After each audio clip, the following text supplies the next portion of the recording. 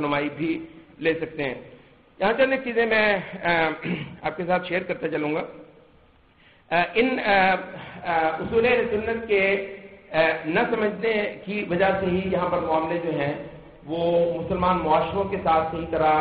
Deal نہ کرنا. یہ آپ کو پتا ہے ائمہ اہل سنت جو ہیں وہ مسلمان معاشروں کو بچانا ان کی بہت بڑی ترجیح تھی. یہاں تک کہ ہم دیکھتے ہیں کہ انہوں نے بادشاہوں کے ساتھ معاملہ کرنے میں بہت زیادہ جسے کہتے ہیں فلیکسیبلٹی وہ اختیار کی. تو اس کی وجہ یہ تھی کہ مسلمان معاشرے جو ہیں وہ علماء کے ہاتھ میں ہی رہے. مسلمان معاشروں کو ٹرینڈ دینا, ان کو رجحانات دینا, ان کو عقیدہ دینا, یہ علماء نے اپنے ہاتھ ہی میں رکھا. مسلمان تمام کی تمام ہدایت اور رہنمائی کے لیے ائمہ اور فقہا ہی کے پاس آیا کرتے تھے, اور بادشاہوں کا کردار بے انتہا محدود رہا. بے انتہا محدود کی وجہ کیا تھی کہ معاشروں پر چھائے رہنا ہمارے جو ائمہ اہل سنت ہیں انہوں نے اس کی جو ہے بہت زیادہ اہمیت محسوس کی. یہاں تک کہ آپ کو پتا ہے کہ یہ جو قاعدہ اصول اہل سنت میں بہت زیادہ معروف رہا ہے, یہاں تک کہ آپ کو عقیدۃ حاویہ میں بھی یہ مل جاتا ہے کہ الجہاد مع کل بر و فاجر, کہ اصول اہل سنت میں سے یہ ہے کہ ہر فاجر اور نیک, چاہے نیک ہو چاہے کوئی فاجر اور بدکار ہو, اس کے ساتھ مل کر بھی وہ جو کہتے ہیں فجور بھی دو طرح کا ہے, ایک فجور عملی اور ایک فجور اعتقادی. فجور اعتقادی وہی ہے جس کو ہم بدعت کہتے ہیں, جس کو ہم دین کے اندر انحرافات کہتے ہیں. تو اگر وہ کافر نہیں ہو گیا ہے امیر آپ کا,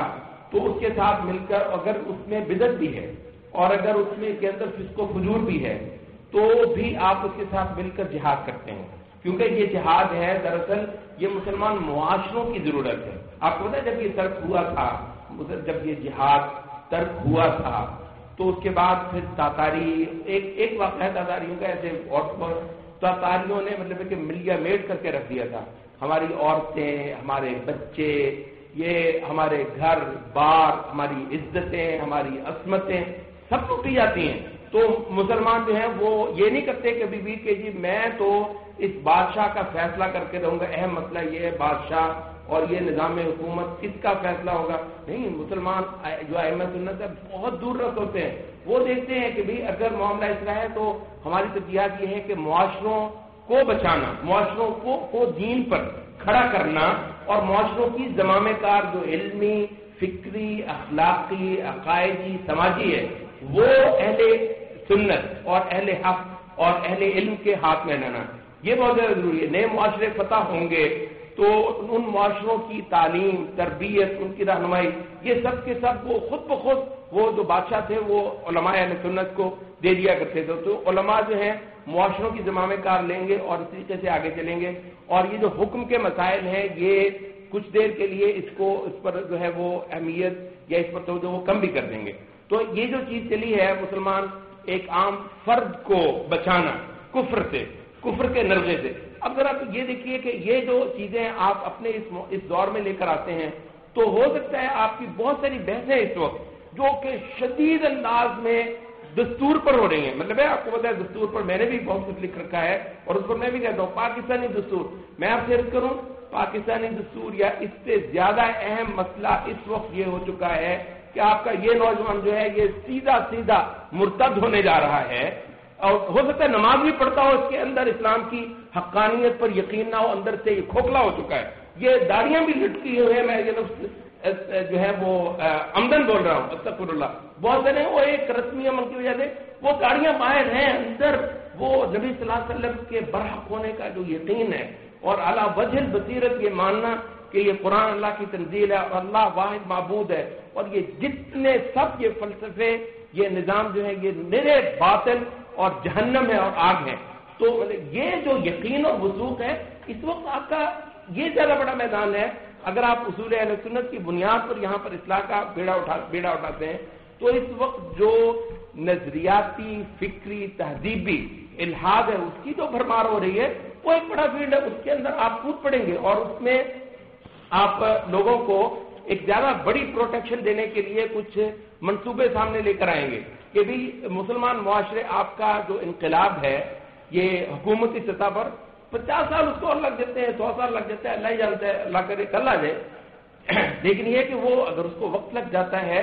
تو بھی مسلمان معاشرے، مسلمان افراد، مسلمانوں کی جو قوتیں ہیں، مسلمانوں کی جو جماعتیں ہیں، ان کو بچانا اور ان کے ساتھ نرمی اور ان کے ساتھ اچھائی کا جو ایک تعامل اختیار کرنا ہے، جو کہ اصول اہل سنت میں ملتا ہے کہ بے شک جماعتوں کے اندر، اس کا موضوع ہمارا زور کے بعد بھی چلے گا، یہ مطلب یہ جماعتیں ہیں، یہ اہل سنت جماعتیں ہیں، ان کے اندر 10 انحرافات ہوں گے، 50 غلطیاں ہوں گی، کچھ فسق و فجور ہوگا، فلاں چیز میں فلاں چیز میں. ان کو قوت دینا، ان کو قوت دینا، ان کے ساتھ یہ جو اصول اہل سنت ہے وہ یہی ہے کہ حق پر کوئی کمپرومائز نہیں، مگر تعامل کے اندر بہت ساری فلیکسیبلٹی بھی ہے اور بہت سارا جو دور رس جو کنسیڈریشنز ہوتی ہیں وہ بھی پورا طور پر جو ہے وہ اس طریقے سے ہی آپ نے لوگوں کے جو ادا ہے اس کو برداشت کرتے ہوئے، لوگوں کا جو زیادتی ہے اور ان کا جو انحراف ہے اس کو برداشت کرتے ہوئے اس کے اندر خیر بھرنی ہے. تو یہ خیر کا عمل ہے. اس کا رخ جتنا نظام حکومت کی طرف جانا ہے وہ بہرحال ایک حد تک ہی ہے. میں آپ سے یہ کر دوں، یہ اگر آپ اصول اہل سنت کی بنیاد پر یہاں اصلاح کا، لوگوں کو جہنم سے بچا کر اللہ تعالیٰ کی رحمت کی طرف لے کر جانے کا جو ایک منہج لینا چاہتے ہیں، نظام حکومت، دستور، عدالتیں اور ان چیزوں کی طرف ایک جتنا اس کا حصہ ہے وہ اس کو دیا جائے گا، اور یقیناً دیا جائے گا آج کے دعوت کے لہجوں کے اندر. مگر اس کا بہت بڑا حصہ جو کہ اس وقت مسلمان معاشرے دھار پر رکھ لیے گئے، ارتداد کی دھار پر رکھ لیے گئے ہیں، تو ان حوالوں سے یہاں پر ایک بڑا تحریکی عمل برپا کر دینا، اخراج الناس من الظلمات الی النور کے حوالے سے، تو یہاں پر وہ بھی آپ کا جو ہے وہ ضروری ہو جاتا ہے.